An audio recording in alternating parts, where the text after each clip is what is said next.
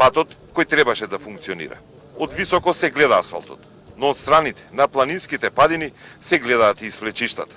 Автопатот Охрид-Кичево требаше да биде готов во јануари, но оправдувањата се дека новите свлечишта, вкупно 13 со 2 ново отворени изминатата есен, го невозможуваат крајот на работите. Од надзорот велат дека не треба јавноста да смета дека имало грешки во планирањето и истражувањето на теренот, туку треба да гледаат како на предизвик од природата кој не се планира. Веќе се изведени завршните работи во однос на самата траса, во која што е направено тампонирање и асфалтирање и изведени се дренажните системи и ни останува на прва делница и втора делница да ги решиме во текот на оваа година проблемот со свлечиштата и да се направат потпорни конструкции тела и се што е соодветно на тоа за да постигнеме глобалната стабилност на косините. Во делот на прва и втора делница и дел на четврта делница имаме вакви 13 точки моментално. 13 слечишта практично. 13 вакви слечишта. Заедно професорите од градежниот факултет и инженерите од надзорот велат дека предизвиците донеле нови квалитети на македонското градежништво, но таа лекција е скапа. До сега се платени околу 440 милиони евра.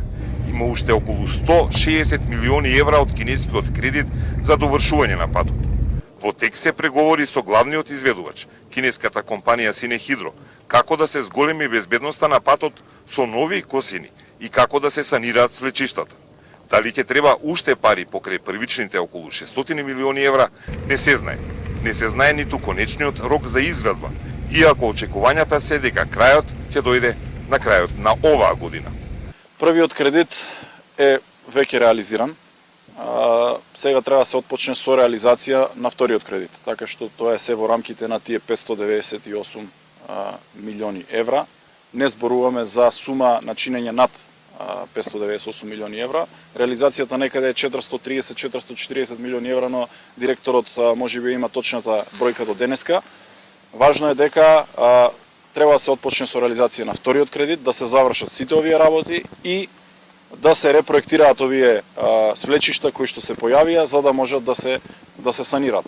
На трасата со надзорот и професорите беше и врвот на Министерството за транспорт и врски и врвот на јавното предпријатие за државни патишта, со цел да ја смират јавноста дека патот ќе биде завршен и ќе биде безбеден. Ако не, во моментот се преговара со Синехидро 5 од делници на патот да бидат завршувани засебно и засебно пуштани за сообраќај. На делницата на автопатот Кичево-Охрид е сместен и најголемиот мост досега изграден во Македонија. Се состои од 2 распони. Изграден е од страна на македонските градежни компании.